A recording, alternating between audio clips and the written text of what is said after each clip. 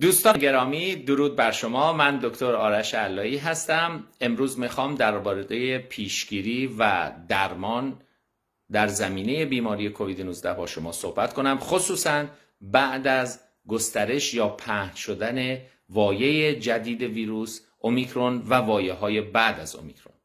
نکته مهم این است که ما بدانیم که وایه اومیکرون و وایه قبلی آن دلتا بسیار سریع پهن می شوند.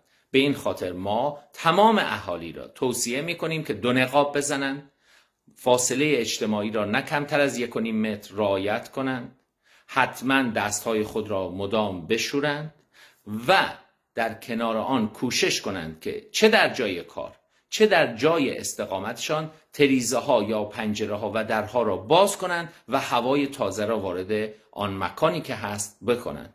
با این کارا می شود پیشگیری اولیه کرد. در کنار آن دستاوردها نشان می دهد که واکسن زدن، 2 وایه واکسن بسیار بسیار کم کرده از شدت بیماری و فوت. پس خواهش می کنم که اگر واکسن نزده اید حتما هرچه سریعتر برید واکسن بزنید. اگر 2 وایه واکسن زده اید از شما دعوت خواهد شد شما آمادگی خودتان را داشته باشید برای زدن وایه سوم.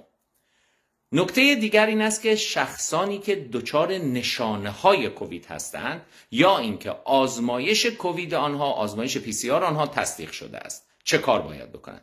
کسانی که نشانه هایی مانند گلودرد دارند، بدن درد دارند، سردرد دارند، حرارت بدن آنها بلند شده است، بیحال و بیمدارند، آبریزش بینی دارند یا محکم شدن بینی دارند یا اینکه درون روی دارند، اینها باید گمانبر باشند به اینکه کووید گرفتند. نه وابسته به جواب تست، هر کسی این نشانه‌ها را دارد باید گمانبر باشد.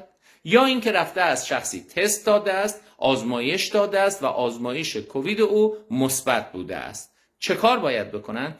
این شخصان همگی باید نگاه کنند که آیا فردی که نشانه دارد یا فردی که تصدیق شده است تیز تیز نفس میکشد، تون تون نفس میکشد یا نه، احساس خفگی دارد یا نه، صورت او کبود شده است یا نه، یا اینکه حرارت بدن او از 39 از 10 5 گرادوس بالاتر است یا نه.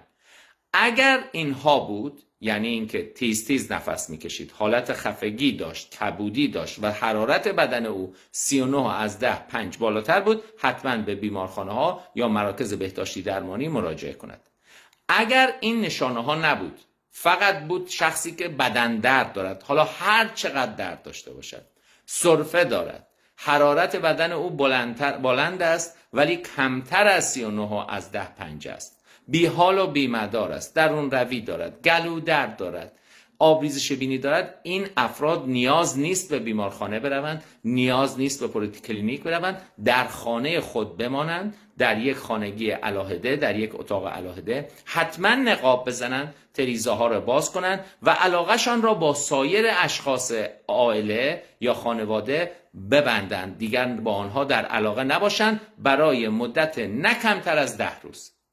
در این زمان که در خانه خود هستند نیازی به مصرف هیچ داروی آنتیبیوتیکی نیست، نیازی به مصرف هیچ داروی ضد ویروسی نیست. شهروندان محترم دقت بفرمایید، در زمانی که ما واکسن ها را نداشتیم 80% مردم که بیمار می شدند و تصدیق می شد کووید 19 نیاز به یگان درمان نبود.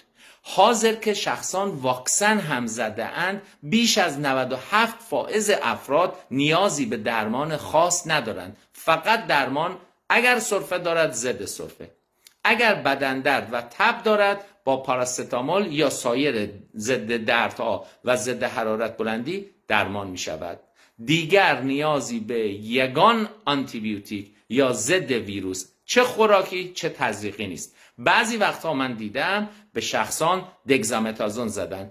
دگزامتازون لطفاً استفاده نکنید، لطفاً سر خود به داروخانه مراجعه نکنید، به دکترهای خود باور داشته باشید و من همینجا از همکاران پزشک خودم از همکسبان و همسنفهای خودم خواهش میکنم که توجه داشته باشند. ما برای درمان کووید 19 از آنتیبیوتیک ها و ضد ویروس هایی که وجود دارد استفاده نمی کنیم.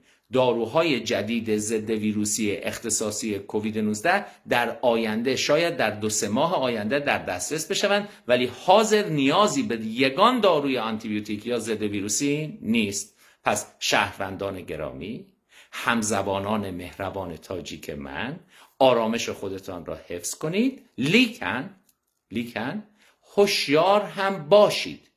وقتی که ما میگوییم آرامش خودتان را حفظ کنید، این نیست که بی‌پروا باشیم. باید هوشیار باشیم، به خاطر اینکه این ویروس بسیار زیرک است و نمود نو خودش را تقویت کرده است که تیزتر پهن بشود.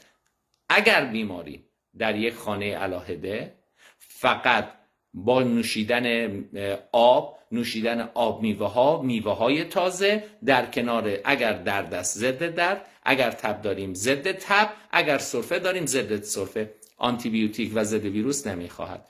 و اشخاصی که شدید گرفتن آنها باید به بیمارخانه مراجعه کنند و درمانهای بیمارخانه‌ای به صورت علاهده خواهد بود. سپاسگزارم از حوصله‌ای کردید. تا دیدار بعد، بدرود.